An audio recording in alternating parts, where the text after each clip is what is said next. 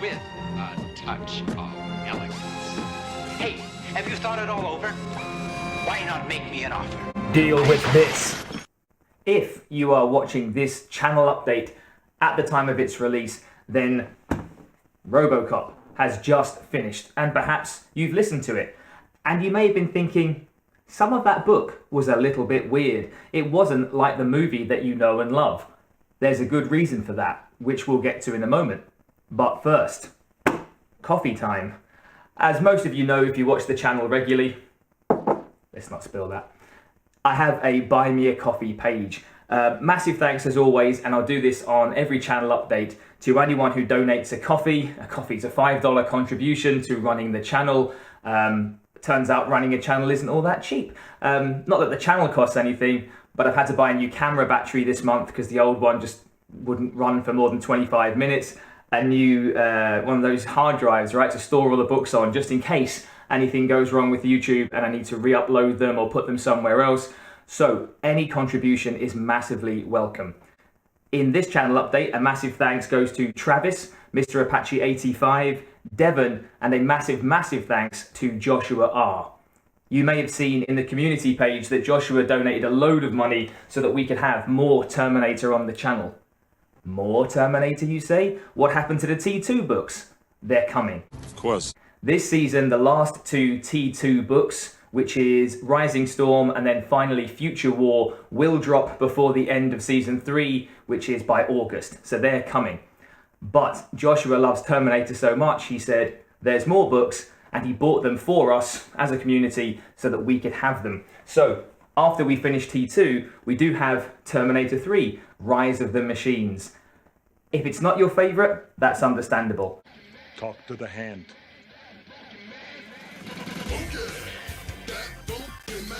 1 and 2 are better. 1's best, no matter what you say, right? But 1 and 2 are better. I found 3 fairly enjoyable, but the bottom line is, after the T2 trilogy ends, there'd be no more Terminator if it wasn't for this. So we will have this when we get into season 4. Can't believe that's coming down the line. In addition to Terminator 3, there are 2 spin-offs, just like there were for Terminator 2. So we have T3 Dreams and T3 Terminator Hunt. So that will be season 4, 3 more Terminator books. And I guess no matter what you think of Terminator 3, having more Terminator has got to be a good thing. Unless they're awful. I'm sure they're not awful. We'll find out though, right? So thank you to Joshua and everybody else who donated. The link for the Buy Me a Coffee page is always down in the description of any of the videos, and any contributions are much appreciated. But back to Robocop. The Robocop novelization, like most, but not all, which we'll come to in a minute, like most of the movie novelizations on this channel, is probably based on the script. We saw with Predator, if you've seen that one, that sometimes the authors of these get a very early version of the script, which then gets changed a lot in the case of Predator. So Jean-Claude comes in for his fitting.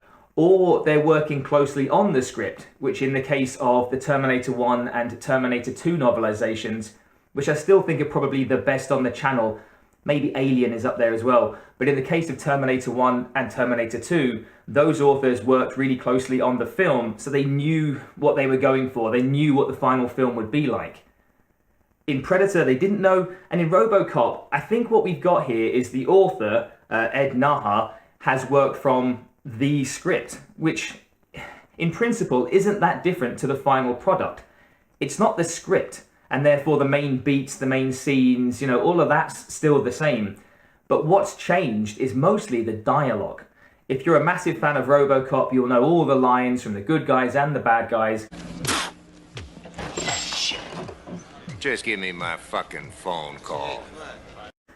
And you'll have noticed, if you've listened to this, that most of them don't actually appear in here, or if they do, they've been changed quite a bit. What is the reason behind that? There is an answer to that. In the comments on Robocop, I've recommended a few times this amazing documentary called Robodoc. So Robodoc is a documentary currently on Amazon Prime in the UK, but I'm sure it's available elsewhere, that looks at the making of Robocop. And it's just a really good documentary. But the main thing that it talks about is the way that so much of the script was changed by the actors, by ad-libbing. So essentially, you've got Peter Weller playing Robocop, but he's doing it his own way. He worked with a body movement coach, and even the way he spoke was based on that. So some of the original lines he changed, and I think made better. And essentially, Clarence Boddicker and all the other villain team, they were just ad-libbing and going off script constantly, but that's where you get some of the very, very best lines from. So if you can find this documentary in your region, I highly recommend taking a look, and it will make more sense to you of Robocop, the great movie, but it will also explain some of this book a little bit better.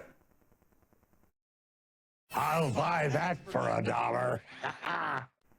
Now, this is supposed to be a channel update, so I should get to the updating bit. Right now, it's the end of October, Robocop is done. For November then, we're back in the land of aliens. As you'll recall, if you've been here with us a while, and you may well have voted on it, there are a limited number of aliens from the 80s and 90s and early 2000s books left to do. The last time we had 3 on the shelf, and we ended up voting for Alien Harvest. Not one I'd read before. I read the back of it and went, okay. But actually, I really enjoyed this. It is not your typical aliens story, but don't let that put you off. It clearly is an aliens book, but it's kind of like a heist story. You son of a bitch! I mean! Right? Whenever you and Rick and Morty think of heists, that is what it is. It's about a guy getting a team together to essentially infiltrate an alien hive because he needs some of that royal jelly. We've come across royal jelly before in other books if you've listened to them, but he needs that to survive, and some of the other people in his team need it for different reasons. So he builds a team, goes after the hive, but as always in an 80s and 90s aliens book, the corporation is out to stop him. This is so nuts. I mean, listen to what you're saying. It's paranoid delusion. It's really sad. It's pathetic. So, an interesting one, and definitely a different tone, but I really quite enjoyed this one, so hopefully you will too. So we'll see you in November for Aliens Alien Harvest. After that, a bit of an odd one. So, we've not done a Christmas movie on the channel yet, and I thought we need a Christmas movie. There's lots out there, right? There's stuff about Santa Claus, there's stuff about the Grinch. I went with the more obvious choice of the Christmas movie Die Hard. It's a Christmas movie. It's also an excellent movie, but here comes the con. You're amazing. You figured this all out already.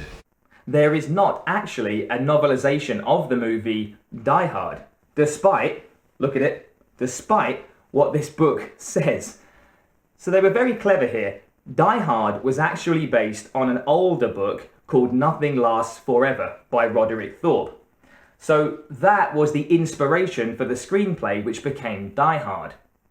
What they did, corporations again, in a big money-making exercise, was essentially re-release that book when Die Hard came out by just sticking McClane on the cover, calling it Die Hard, and in the small print saying, formerly released as Nothing Lasts Forever.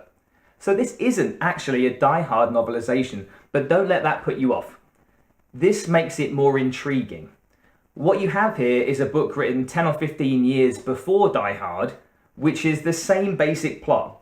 A guy who was a cop, rather than is a cop, ends up in a big old tower. It's not Nakatomi Tower, it's called something else in this.